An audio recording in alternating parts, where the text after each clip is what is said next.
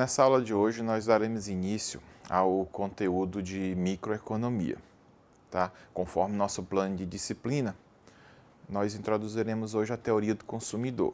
Para isso, precisamos que vocês tenham se aprofundado nos primeiros conceitos da primeira aula sobre fundamentos de economia, noções gerais, tá? Fatores de produção, bens, consumo, porque nós precisaremos desses conceitos para a aula de hoje. Bem, a teoria do consumidor, ela serve como um guia para elaborar e interpretar os resultados proporcionados por pesquisas de mercado.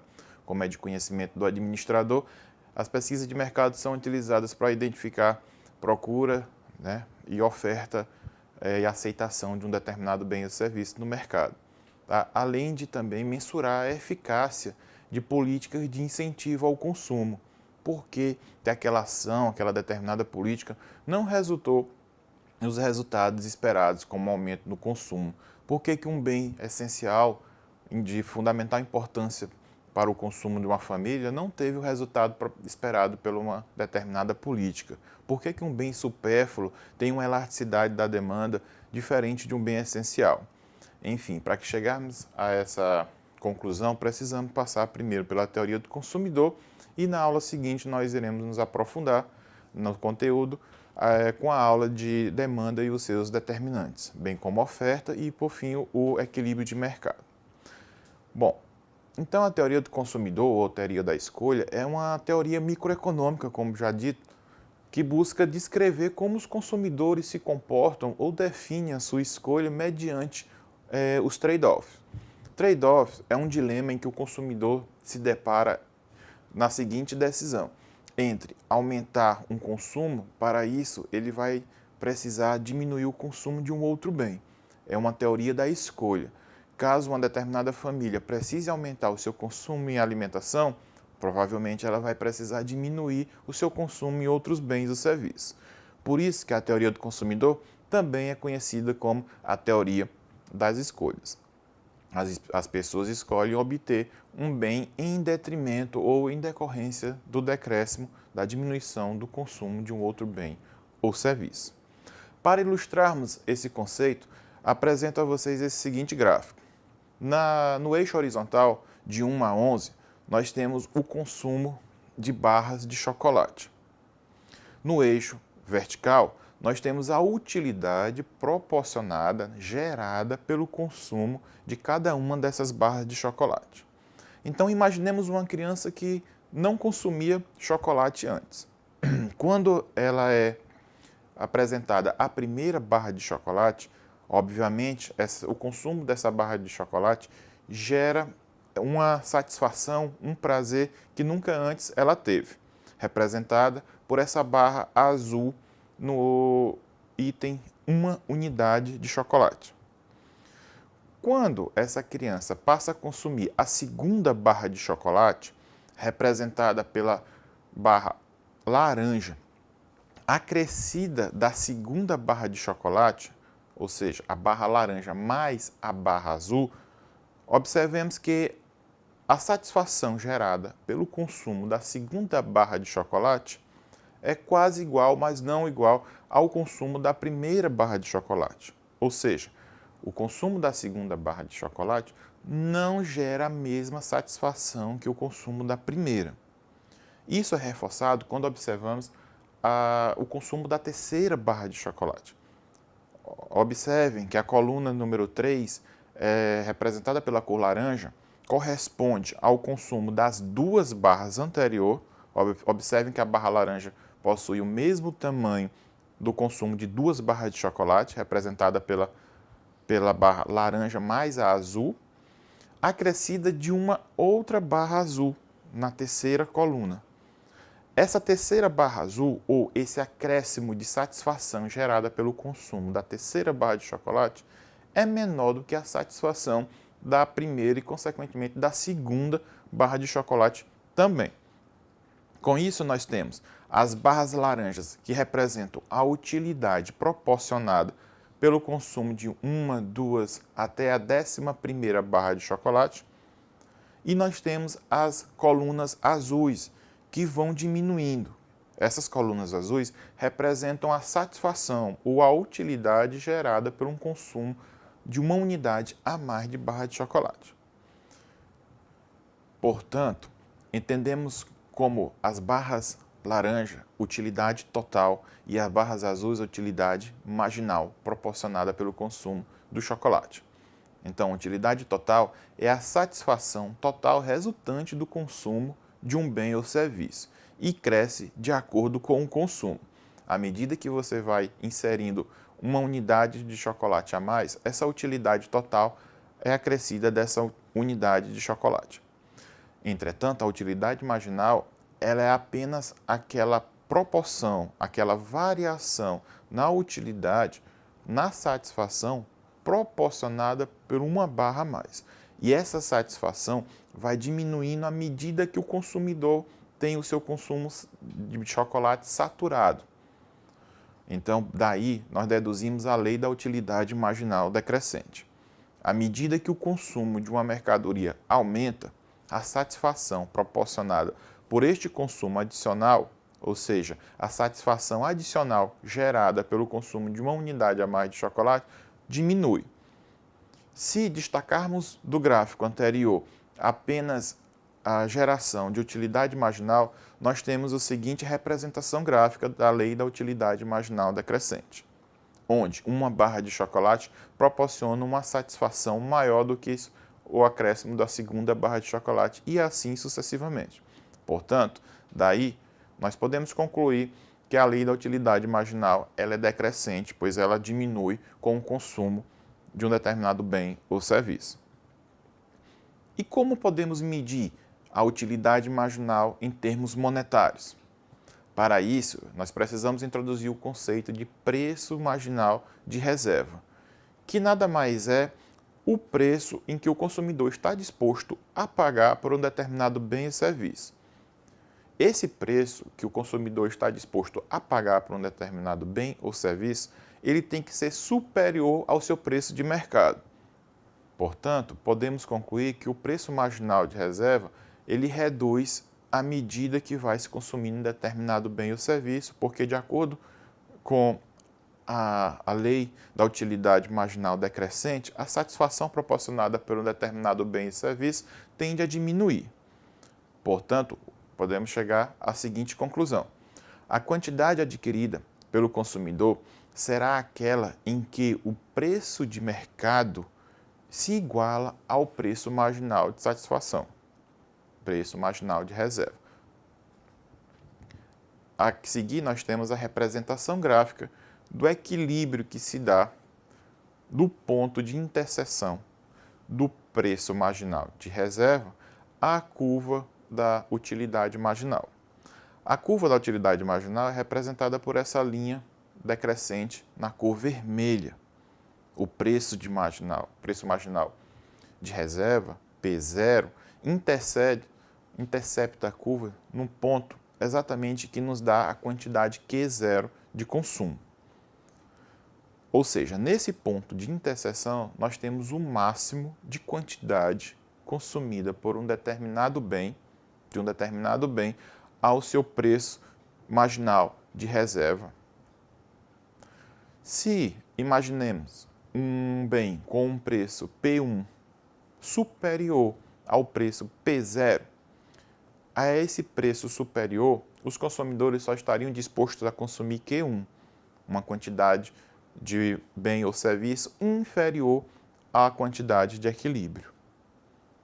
Da mesma forma, se esse bem ou serviço apresentar um preço P2 inferior ao preço P0 de equilíbrio, os consumidores estariam dispostos a consumir uma quantidade maior. Daí, nós reforçamos a lei da utilidade marginal decrescente. À medida que o preço de mercado for maior do que o preço marginal de reserva, do que a satisfação proporcionada pelo consumo de um bem, os consumidores estarão dispostos a consumir cada vez menos. Assim como se o preço de mercado for inferior ao preço marginal de satisfação P0, os consumidores estarão dispostos a consumir uma quantidade maior. Daí surge a seguinte dúvida: por que então o equilíbrio não se dá no ponto preço igual a 2, uma vez que a quantidade consumida é maior. Observe que a quantidade consumida é maior, mas a satisfação proporcionada por esse bem, ou seja, o consumo de chocolate, pegando no exemplo anterior, não é tanto quanto a satisfação proporcionada ao preço P0. Logo, nesse ponto de interseção entre o preço marginal de reserva e a curva de utilidade marginal, nós temos o ponto de equilíbrio do consumidor. Daí, da curva de utilidade marginal, nós derivamos a curva de demanda do consumidor, que possui a mesma característica da curva de utilidade marginal, negativamente inclinada, portanto, descendente, onde, a um preço maior, os consumidores demandam uma quantidade menor, bem como, a um preço menor, os consumidores tendem a consumir uma quantidade maior. Nos aprofundaremos nesses conceitos na aula seguinte, quando falaremos da lei da demanda, da lei da oferta e do equilíbrio de mercado. Bom, o excedente do consumidor. O excedente do consumidor é a diferença entre o que o consumidor está disposto a pagar e o que ele efetivamente paga por um determinado bem ou serviço. Imaginemos aqui o consumidor está disposto a pagar R$ 4,00 por uma barra de chocolate, uma vez que ele nunca antes provou chocolate. Esses R$ 4,00 em que o consumidor está disposto a pagar é o que nós chamamos de preço marginal de reserva, que é superior ao preço de mercado, representado na terceira coluna, R$ 1,50 o preço da barra. Portanto, R$ 4,00 é superior a R$ 1,50 ao preço de mercado. Logo, o consumidor consome, adquire e compra essa primeira barra de chocolate, que lhe proporciona uma satisfação de R$ 2,50, representado na quarta coluna. A segunda barra de chocolate proporciona apenas uma satisfação de R$ 3,00 a esse consumidor, que ainda assim é superior ao preço de mercado de chocolate, que é R$ 1,50. Então, o consumidor também consome essa segunda barra. A terceira barra de chocolate só é capaz de proporcionar uma satisfação ao consumidor equivalente a R$ 2,00, que ainda assim é superior a R$ 1,50 preço de mercado. Portanto, o consumidor também adquire a terceira barra de chocolate. O consumo de uma quarta barra de chocolate só é capaz de gerar uma satisfação equivalente a R$ 1,00 a esse consumidor. Logo, R$ 1,00 é menor, é inferior ao preço de mercado. Logo, o consumidor não adquire, não consome a quarta barra de chocolate. Portanto, a satisfação proporcionada pelo consumo de 3 barras de chocolate é equivalente a R$ 4,50. R$ 4,50 é o que nós chamamos de excedente do consumidor. A esse preço de utilização, a esse preço de satisfação, o consumidor não compra a quarta barra de chocolate. Teoria da utilidade. A teoria da utilidade possibilita, então, medirmos o nível de satisfação decorrente do consumo de uma determinada mercadoria. E como podemos medir essa satisfação, já que a utilidade é um conceito subjetivo? Através das cestas de mercadoria e, principalmente, das curvas de indiferença. E o que são cestas de mercadoria? É uma combinação de uma ou mais mercadorias, bens ou serviços, que são associadas às quantidades consumidas dessas mercadorias. Vamos trazer o exemplo. Observemos aqui que a cesta de mercadoria número 1 nos proporciona a utilidade de alimentação equivalente a 10 e uma utilidade de vestiário equivalente a 15. Na cesta de mercadoria número 2, nós temos uma redução no consumo, na aquisição de alimentação de 10 para 5. Em compensação, nós temos um aumento no consumo do vestuário. Seguindo, a cesta de mercadoria número 3 nos proporciona um aumento no consumo de alimentação para 20. Consequentemente, nós temos uma diminuição no consumo de vestuário. Continuando aqui, cesta de mercadoria número 4, nós temos o consumo de alimentação equivalente a 15 e o consumo de vestuário equivalente a 20. Observemos que a soma do consumo desses dois itens nos gera um consumo superior à cesta de mercadoria número 1. Portanto, para que os consumidores cheguem a esse consumo, é preciso outros conceitos como a curva de indiferença. Curvas de indiferença. Representação gráfica de um conjunto de cestas de mercadorias que proporcionam satisfação indiferente para o consumidor. Ou seja, são cestas que trazem o mesmo nível de satisfação para o consumidor. Nós temos aqui representadas 6 cestas e 6 combinações, portanto, do consumo de alimentação e do consumo de vestuário. Na cesta de mercadoria A, nós temos a satisfação de utilidade de alimentação equivalente a 1 e a utilidade ou satisfação do consumo de vestuário equivalente a 12. Até aí, essa cesta não nos diz nada, até que comparemos com a cesta de mercadoria B. Na cesta de mercadoria B, o consumidor teve que, por algum motivo, aumentar o seu consumo em alimentação de 1 para 2. Obviamente que esse consumo a mais de alimentação teve que sacrificar o consumo de vestuário. Daí, nós reforçamos o conceito de trade-off. Para que possamos aumentar o consumo de um determinado bem ou serviço, consequentemente, nós teremos que reduzir o consumo de outro. Por que a redução no consumo de vestuário foi mais que proporcional ao aumento do consumo de alimentação? Podemos deduzir que, nesse exemplo hipotético, a produção de alimentos é mais cara do que a produção de vestuário. Continuando, na cesta de mercadoria C, o aumento do consumo de 2 para 3 gerou, mais uma vez, uma redução no consumo ou na utilização de vestuário. O que nós podemos dizer é que, independente do aumento do consumo de alimentação e da redução no consumo de vestuário, o consumo de qualquer uma dessas cestas proporciona ao consumidor o mesmo nível de satisfação, ou seja, essas escolhas são indiferentes. Quando jogamos cada uma dessas cestas numa curva, nós temos vários pontos que representam os diferentes níveis de satisfação. A, B, C, D e E. Ao unirmos esses pontos, nós geramos uma curva de indiferença. E como aprendemos nos princípios de matemática que numa curva ou numa reta existem infinitos pontos, nessa curva de indiferença nós temos infinitas combinações. Por exemplo, a letra Z, ou o ponto Z, representa uma combinação diferente das outras 6 que vimos na tabela anterior e que estão representadas nessa curva. Mas isso não quer dizer que ela seja uma curva melhor, um ponto melhor ou um ponto pior em relação aos outros.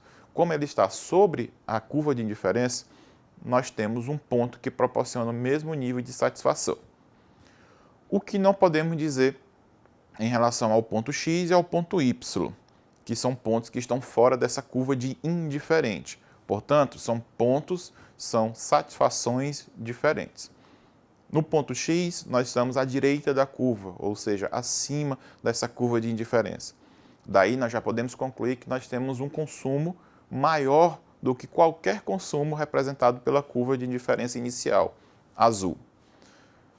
De maneira análoga, o ponto Y, abaixo da curva, tem um nível de utilização, um nível de satisfação menor ou inferior a qualquer um dos primeiros 6 pontos. Portanto, após analisarmos a curva de indiferença, nós chegamos às propriedades da curva de indiferença. Qualquer curva de indiferença possui as seguintes características.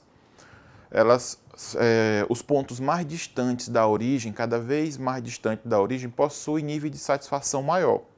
Assim como pontos cada vez mais próximos do ponto de origem possuem nível de satisfação menor. Segunda característica, todas as curvas de indiferença possuem sempre a inclinação negativa.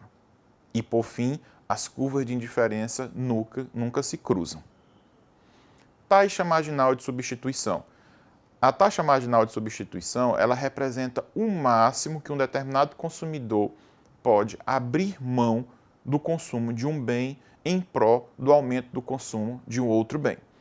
Trazemos de volta as mesmas 6 cestas de mercadoria, A, B, C, D e E. O mesmo crescimento de consumo na alimentação e a mesma redução no consumo de vestuário.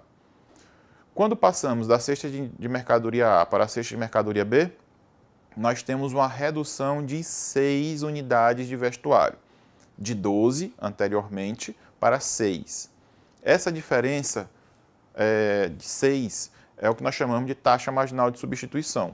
Em outras palavras, eu preciso abrir mão de 6 unidades de vestuário para aumentar o consumo de alimentação em uma unidade. E assim sucessivamente. Restrição orçamentária. Como o próprio nome diz, é o máximo de consumo que eu posso adquirir com a renda disponível. Portanto, o gasto total tem que ser menor ou, no máximo, igual à renda disponível. O gasto total é representado pelo consumo dos 2 itens anteriores, representados aqui por preço de alimentação versus a quantidade que eu consumo de alimentação, mais o preço de uma unidade de vestuário multiplicado pela quantidade de vestuário que eu adquiro. A soma desses 2 itens consumidos deve ser menor ou igual à renda familiar disponível. Então, suponhamos que a renda mensal do João seja de R$500 e que o preço de uma unidade de alimentação seja de R$5 e que o preço de uma unidade de vestuário seja de R$10. Então, nós temos 2 extremos primeiramente. Se os R$500 de João forem destinados unicamente para o consumo de alimentação, nós temos R$500 dividido por R$5 e nos proporciona um máximo de consumo de alimentação 100, representado pela cesta de consumo F. Portanto, 0 de consumo para vestuário. Caso os R$500 de renda de João sejam destinados para o consumo de vestuário, R$500 dividido por 10, nós temos um máximo de 50 unidades de vestuário capaz de ser consumido, adquirido com a renda de R$500, representado pela letra A. Entre a cesta de consumo A e a cesta de consumo F, nós temos outras cestas de consumo que referem-se, que combinam as diferentes formas de se adquirir alimentação e vestuário, onde sempre o aumento no consumo de um gerará uma redução no consumo do outro. Esse exercício vocês podem praticar em casa para que vocês possam comprovar a lei da restrição orçamentária. Portanto, essa linha de restrição orçamentária entre alimentação e vestuário não gera um outro gráfico. As várias cestas ou as várias combinações entre vestuário e alimento são representadas por essa linha azul e os pontos de combinação A, B, C, D e E e F representados, onde a letra A nós temos o total da renda destinada ao consumo de vestuário e nada para alimentação, bem como o ponto F nós temos o total da renda destinada ao consumo de alimentos e nada para vestuário. Qualquer ponto sobre essa reta é possível de ser adquirida com a renda de João de R$500. Entretanto, os pontos G e H são diferentes aos outros pontos que se encontram sobre a reta.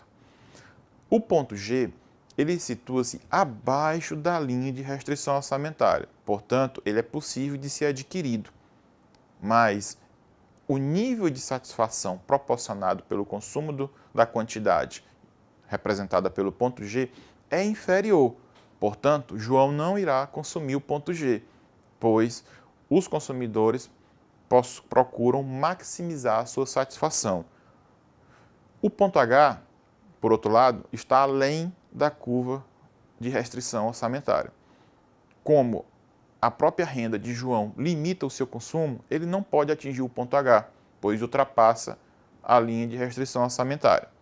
Portanto, João tem que se adequar ao seu consumo até chegar a algum ponto que interceda na linha de restrição orçamentária. Essas escolhas estão representadas por esse mapa de indiferença. Existem várias curvas de indiferença A, B, C e D, onde cada uma delas gera um grau de satisfação, conforme vimos ao longo do conteúdo de hoje. A última curva de indiferença possui um ponto D. Esse ponto D possui o máximo de satisfação proporcionada em relação às outras curvas, mas esse ponto está além da curva de restrição orçamentária representada pela linha azul. Portanto, o consumidor tem que adequar o seu consumo ou a sua satisfação à sua restrição. Logo, a curva de indiferença tem que reduzir até chegarmos a alguma linha ou alguma curva de indiferença que interceda, que toque, que tangencie a linha de restrição orçamentária. Essa interseção é representada pelo ponto C. Logo, a curva de indiferença escolhida pelo consumidor é representada pela curva de indiferença 2, cujo ponto C tangencia a linha de restrição orçamentária. Observe que os outros pontos e as outras curvas A e B, elas estão abaixo da linha de restrição orçamentária. Logo, são possíveis de ser adquiridas, mas não são capazes de produzir o mesmo nível de satisfação que a curva de indiferença 2 e o seu ponto C. Com isso, nós encerramos o conteúdo de hoje e até a próxima aula. Obrigado pela atenção. Pronto, Luiz.